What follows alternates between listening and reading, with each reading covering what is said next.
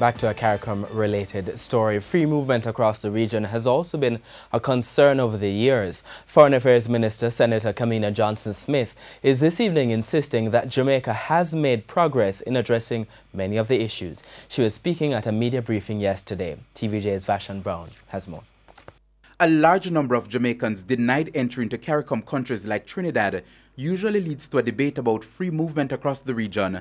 Foreign Affairs Minister Senator Kamina Johnson-Smith says there has been progress in dealing with the free movement issues between Jamaica and other CARICOM countries, in particular Trinidad. She argues that the numbers prove it. In 2016, 416 Jamaicans were denied entry into Trinidad.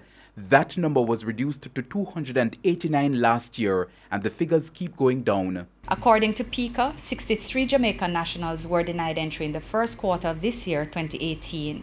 And while we can't predict what will happen by the end of the year, certainly if this trend continues, then the reduction continues. We anticipate that this will continue, this cooperation between public information as well as training and governmental responsibility among member states, that this will, of course, reduce some of the friction that exists. Senator Johnson-Smith says there is also a reduction in the number of complaints by Jamaicans about unfair treatment while traveling to other Caribbean territories.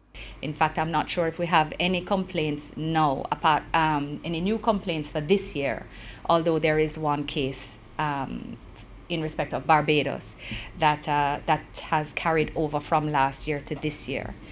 So we're making progress. Turning to the Windrush matter, the Foreign Affairs Minister says the ministry has been asked by the British High Commission to assist in contacting 16 persons who are among the victims.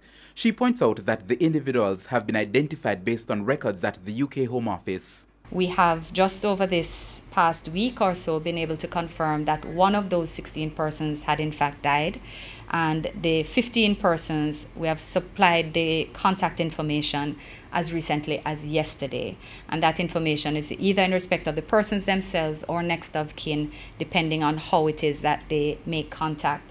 Most of them are in rural Jamaica, and several of them don't actually use internet or are uncomfortable with mobile phones, etc. So you may be contacting them through a neighbor or otherwise. Vashan Brown, TVJ News.